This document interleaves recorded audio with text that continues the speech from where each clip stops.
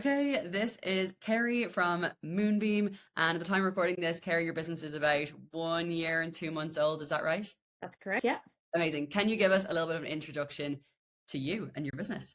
Yeah. Hi, I am Kerry, the founder of Moonbeam. Like Niamh said, started in about May, June last year, 2025. And yeah, it's been a crazy year, but a great one. I'm a mum of two young boys, and I started Moonbeam basically based off the back of my experience in tech sales, working in tech startups, and then being in a role, I guess, where I felt kind of undervalued and a little bit bored. Um, and being on mat leave still and facing going into back into a role where I was a bit like, oh, I don't want to be wasting my time in this role when I could either be with my kids at home or doing something I actually love.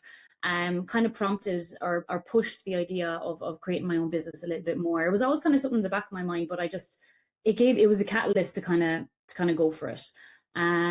So yeah, I'm based in Limerick, Ireland, and I have a few clients in my roster now, and yeah, happy days. Amazing. I love that. And I guess how did you make the decision while on maternity leave that you're going to start the business? Because that is definitely a bit of I feel like, it's a new life chapter. You're at home, you're enjoying being around your kids, you're not wanting to go back to work, but like, how did you decide to pull that trigger to actually start this? I think there was a lot around kind of the flexibility of working for yourself as well.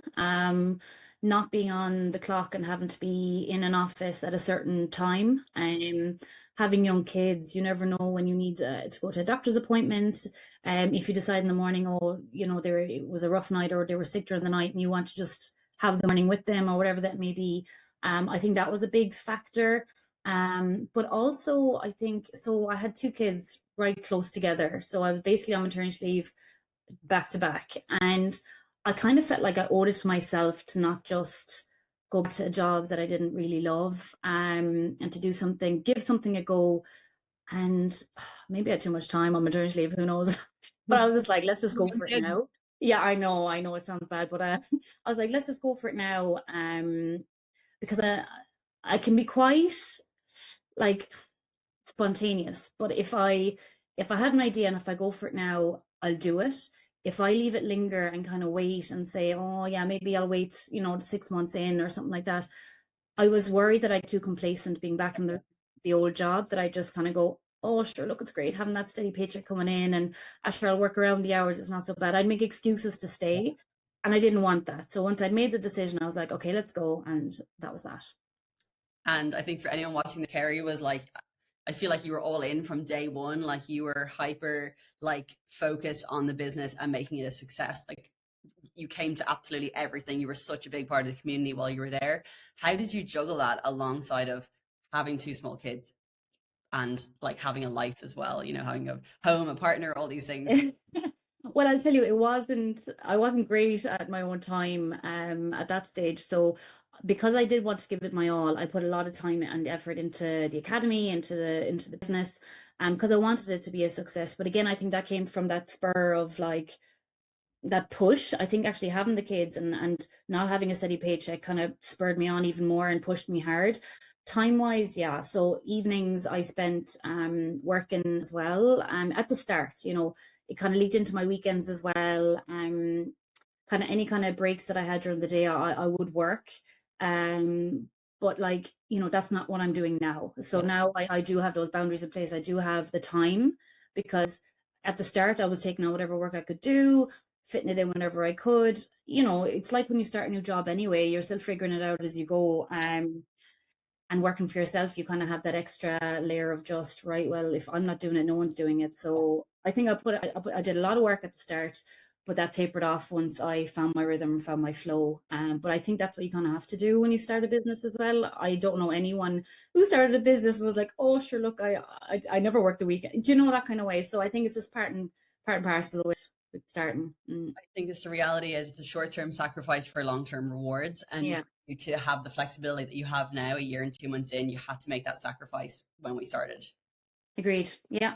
Yeah, and that's just the reality of it. It's like no one wants to do that, but it's just necessary to get to the end goal. Yeah. Okay, amazing. And then in terms of the VA Academy, what like from the support system that we have in place from like project reviews and Notion or with the group calls or the WhatsApp group, like what was your favorite part or what did you feel like you got the most out of the mentorship? I think the WhatsApp groups were the best that I got the most out of. I loved the biweekly group calls because it was lovely to hear how other people were getting on too. But I found the WhatsApp groups were great for just the day-to-day Yeah. interactions. If something just kind of comes up, they were brilliant. And I really enjoyed I really enjoyed the content feedback as well.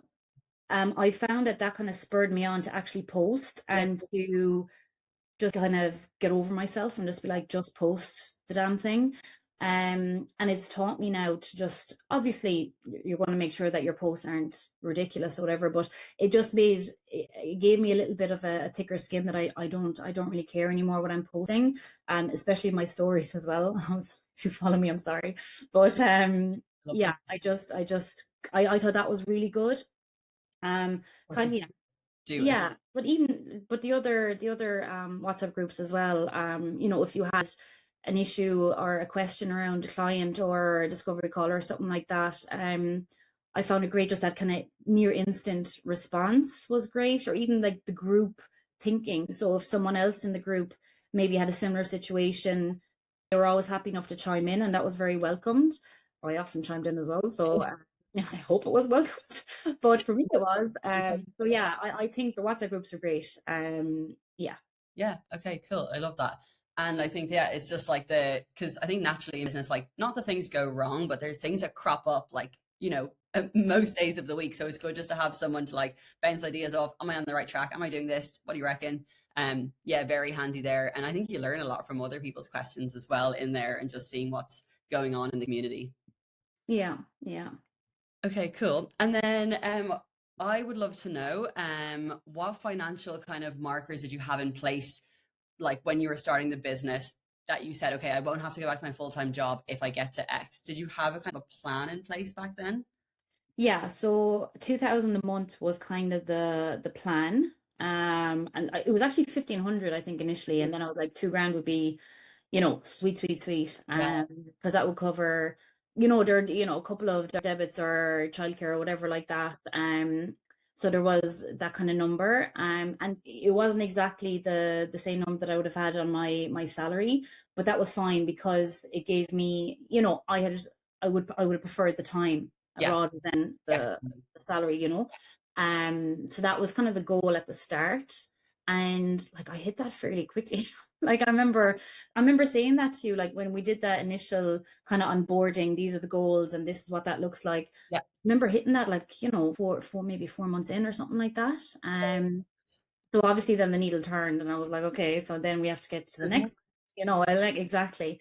So then became 3,000 and 4,000, you know what? So I think one of my top months was like 5,000, like with projects and stuff. So um Incredible. yeah, so obviously not every month, but like Yeah. that's great. Like, I basically double what the goal was initially. So that's great. I mean, it is so amazing to be like at the place where you're earning like 4 grand a month. Obviously, give or take. I know it changes slightly with projects and stuff. When your business is only a year and 2 months in versus, Mm. how long it takes to make extra money when you have a job and to like beg for promotions to try and make more money. It's such a big, I guess you obviously saw quite quickly once you got paying clients, you're like, there's more out here. Like, Yeah, yeah, yeah, yeah. there's money This to is be made. it. 100%, 100%. And I think the academy is great as well for kind of just building that confidence. Because I think especially at the start when you've kind of got your first clients, you're a little bit, oh Jesus, am I even doing this right? And you're kind of maybe saying yes to things that you're not really 100% sure on doing, but then you have yourselves as like a soundboard and be like, okay, and then just having that little bit of encouragement to say, no, you can do this, or of course you've done this before. That's brilliant. And I think then over time you just get more confident by dealing with more clients Yeah, or handling more projects and stuff like that. Then it becomes more natural. But at the start, I think that was great for me as well, just having that bit of, because again I hadn't worked for like 2 years, so I was a little bit out of that and I'd been in a role that wasn't challenging me. So I felt a little bit, out of my depth a little bit at the start. But again, once the confidence came in, then it became more natural and easier for me. Yeah, amazing. And it is. It's just like it's like anything in life. Once you get experience doing X, you're like, all right, I actually am good at that. You know, my clients are happy and they're continuing to pay me and work with me. So then it's like, well, I must be good at what I do, and I put in time into learning something new. So obviously, I am good at it now. And I Hmm. think that confidence can't really come from anywhere except just by doing. Yeah, 100%. Hmm. Okay, amazing. And can you tell us about how you landed your first clients? Because I actually love your story. I can tell it great. If you want to share. Yeah, so my first client, Jesus, she came on even before I had registered the business name. It was like 2 weeks in, you were like, I think I have Yeah, a mind. I was like, okay, we can yeah. go ahead. Yes, so I was basically in with my masseuse beautician, and I was getting a massage, um, just like a back massage, or whatever. And she was saying, "Oh, how are you getting on? You going back to work, whatever." And I was like, "Actually, I'm thinking about starting a new business, and this is what I'm going to be doing." She's like, "Oh, that's very interesting. Tell me more about that." And she's like, "Oh, I'd actually love it, a little bit of someone helping me with my admin and stuff like that." And I was like, "Oh yeah, okay, grand. Yeah, I'll let you know when it kicks off." And then I was in for another appointment, I think, to get my eyebrows or eyelashes done or something like that. She was like, "Kerry, like, when are you starting this business?" And I was like, well, it's kind of, started now. She's like, when can we have a call? Can we set something up? So basically, yeah, within first speaking, it was the first time I told someone outside of like my family or whatever, that I was going to start the business. And within 2 weeks, she was like, "Okay, when are we starting?" So she was my first client. Basically just by just like chatting about it. And then through her, she was working in like a shared space. So there was other independent stylists and hairstylists and whatnot there. I got three more clients from that place through her initially. So yeah, that's word of mouth and just opening my own mouth. That is unbelievable, isn't it? It just goes to show it's happening a lot inside of our community at the moment. It's just like tell everyone because you just never know. Like that is such a random occasion. And I also like how this is where I think how you frame things is really important as well. Where you're like, oh, like I might be starting this business, and then you go back and you're like, no, well, I actually have started. And then she's like, okay, we're ready. So it's like I think that's a good like reminder to like tell everyone like I have this business. I do X, Y, and Z, and you just never know what will come of it. Yeah, 100%. I think it's at the start, it's a kind of an uncomfortable conversation to have because maybe you're not really sure exactly what you do yourself, you know. But like I think, yeah, just by talking about it and just by saying, yeah, of course I do that. Like obviously don't lie, but like, just kind of have it. Like, Yeah, exactly. And you'll figure it out with yourself. yeah, exactly. That is great. And in terms of clients, can you fill us in a little bit on like what are some of the methods you use to find clients? Like where have most of your clients come from? Because that's obviously word of mouth, and your own mouth is where some of them came from. Yeah, so word of mouth initially. And then I did a good bit of outbound DMs. So reaching out to certain accounts that based on who I wanted to work with. So DMs is where I got some clients, and even still Facebook groups. So Right. one of my larger retainer clients now came from a Facebook group post very randomly, and it was just timing as well. So she was like, "I've been meaning to do this. I've been meaning to find someone," and then your post came up. She was literally going to have a baby 4 weeks later. So it was just the stars aligned there. Fantastic. But yeah, they'd be kind of my main places. So yeah, Instagram outreach and Facebook groups still.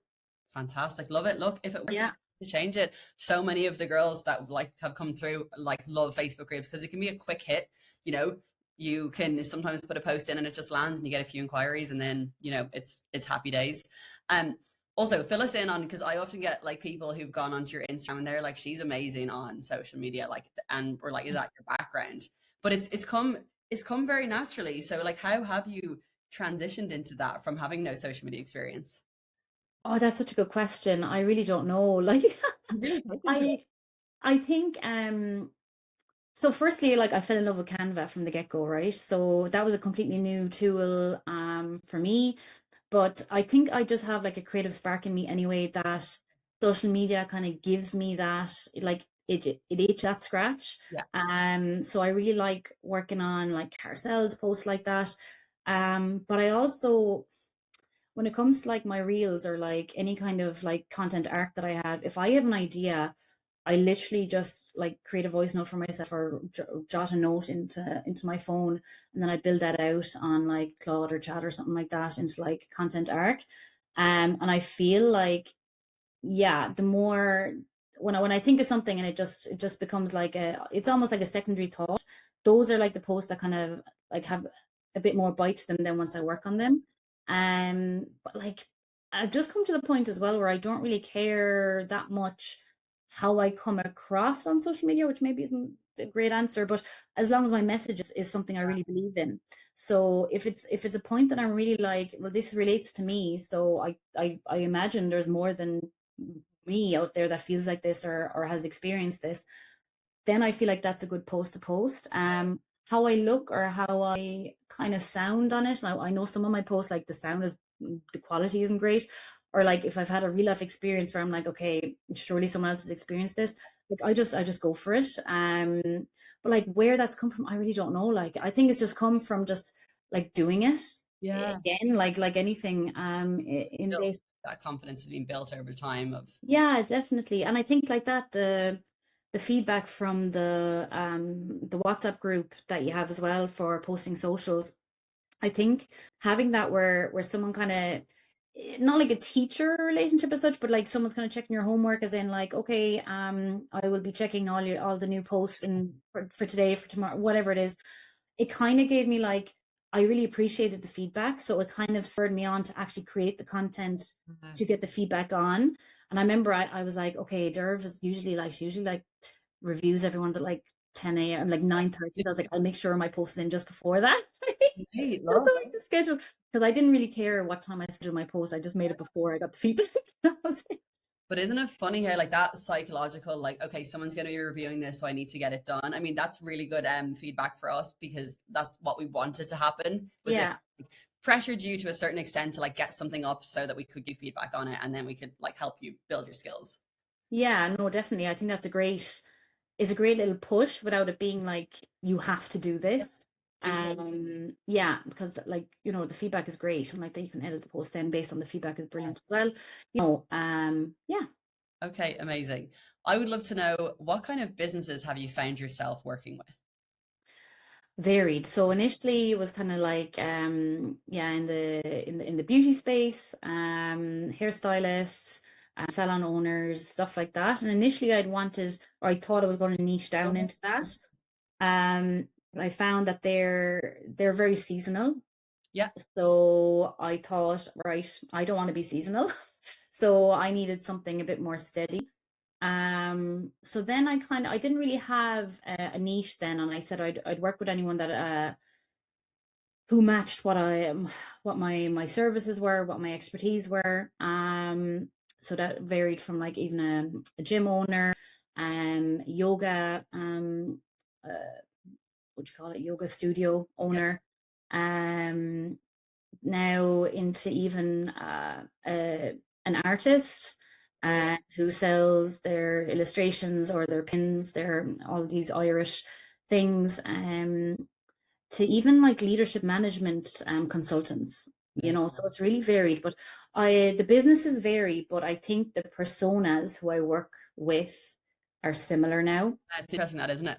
Yeah, so they tend to be now like female founders, because I think kind of it's like almost like a mirror to me. So what Yeah. my values are kind of what my clients' values are to some extent. So yeah, varied businesses, but yeah, I think the people yeah, the founders I work with they're kind of similar now. Look, it's similar how like all of our community are similar, even if they're in different stages of life. It's because it is a mirror of values and what you put out, Mm, what you then attract. But I love that, and I think it's a good reminder that like people think sometimes before you start your business, you can think like, oh, I need to have a niche and I have all these things perfect. But the reality is, like, you just need to start and get yourself out there and see what comes your way, and then see what to do next. 100%. I think you'd be silly to niche down initially. Yeah, Maybe once you find your groove and you're like, okay, I really do one thing yeah, very well, maybe then. But like, yeah, it's time to get there. yeah. And I think the biggest thing I'd love to know is how has having this business like positively impacted your family life and like being the flexibility it's given you? What does that look like? Yeah, so like I said at the start, it was quite heavy with getting the business off the ground and spending a lot of time on the business. But I've kind of come full circle there and I've gotten much more disciplined with my own boundaries. Right. So my clients know when I'm available. Um, they know when they have access to me. They know when to expect responses. And outside of those times, even though I don't mind, asynchronous messages or anything like that, they know I will only respond during a certain time, and they know to expect that. Yeah. Um, So, I've also, evenings, my cutoff is 4 p.m. So that's, from 4 p.m. till when the lads go to bed, I am there with them. And weekends as well. So amazing. unless I have like a really urgent deadline, like, and I've let something slip or something like that, I don't work evenings anymore unless it's on Moonbeam itself. So that's Yeah, the choice my then. own business. That's my own choice. But yeah, so it's just given me like the kind of, especially now, think of the heat wave, right? We're having great weather, and I'm just like, fuck it, I don't want to be working today, or I want to do something with the lads, and I just want to bring them. We have a lovely paddling pool outside. Let's just go out to the paddling pool today. There's stuff like that where I can just do that more spontaneously. They've been sick. I can bring them to the doctors. All that stuff.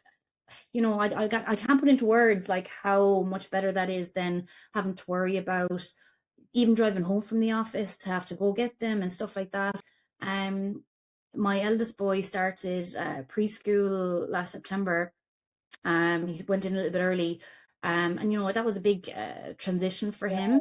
And just being able to, rather than dropping him off at the childminder, letting the childminder drop him off, I could have like an hour with him between dropping off my other child, and it was just me and my oldest boy having an hour, kind of prepping him and just having that one-on-one time and dropping him off to the preschool myself.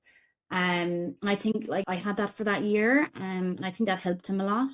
So I wouldn't have been able to do that if I was in a 9 to 5 or in an office job. Um, Yeah.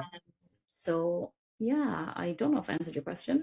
But that is, look, I think like that's what it's all about, because the money side of things is obviously great, but the money enables the flexibility, and really like the end goal is the small things, the drop offs, it's being there, it's the Mm. flexibility on the good weather or like when they're sick. So like it's unbelievable what you have achieved in such a short space of time. And we had a conversation before, and I actually loved what you said is, and I'd love for you to kind of like re-go through this just as a, kind of as we wrap this up, is when you started out, like you believed that from day one that you were going to make this work, you were going to make, your 1,500, 2,000 euro per month.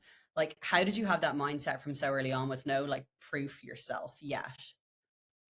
Absolute delusions, I'd say. That's always, No, I'm like just so delusional from day one. yeah, 100%. But I think it was just that I didn't go back to the office job. I just said, right, I'm going to give this my all. I think I didn't give myself an out.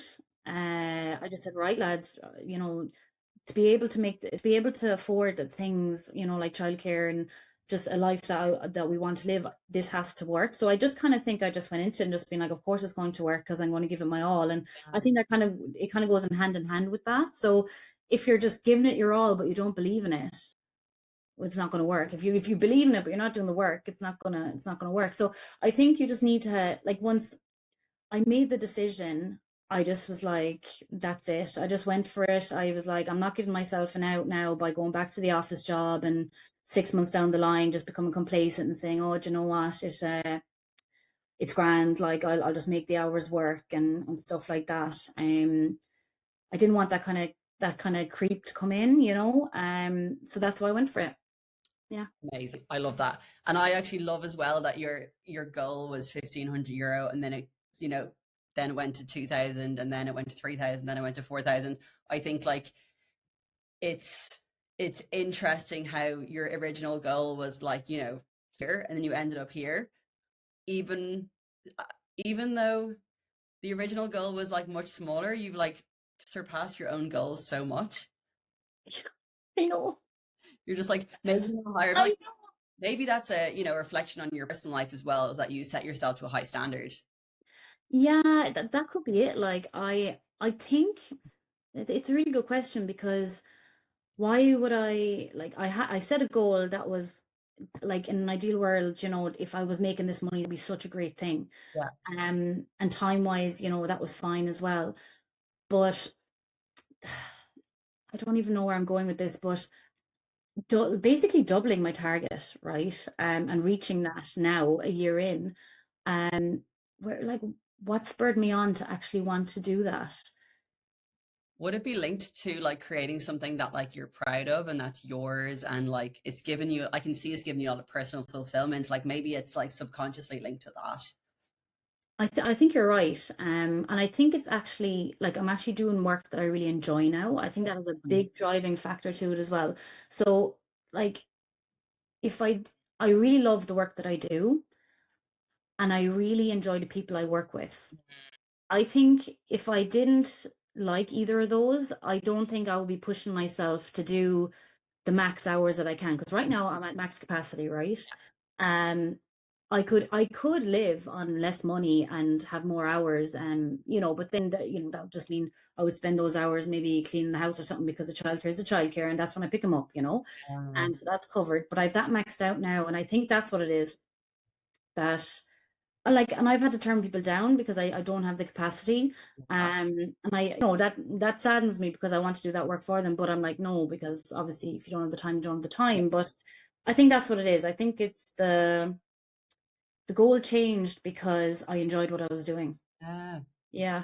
So I it's hadn't even thought about that out loud like until now. So like, why did I keep pushing when I already hit the goal? yeah, yeah. I don't know. Like that was it. It Yeah. must be just that I really enjoy doing it. Yeah. But I think that's a big difference when you work for like someone just doing like a random job that's just like there to pay the bills. You're like, whatever, I'm not going to go beyond. But like, That's it. Yeah. you have that above and beyond mentality. Yeah, I think that's it. Oh my God. Okay. Love that. It's been a fantastic conversation, Kerry. I guess to wrap up, what would your advice be to someone who's either thinking about starting or is just newly started about like what's ahead? I think just start off as you mean to continue, like just go for it from the start.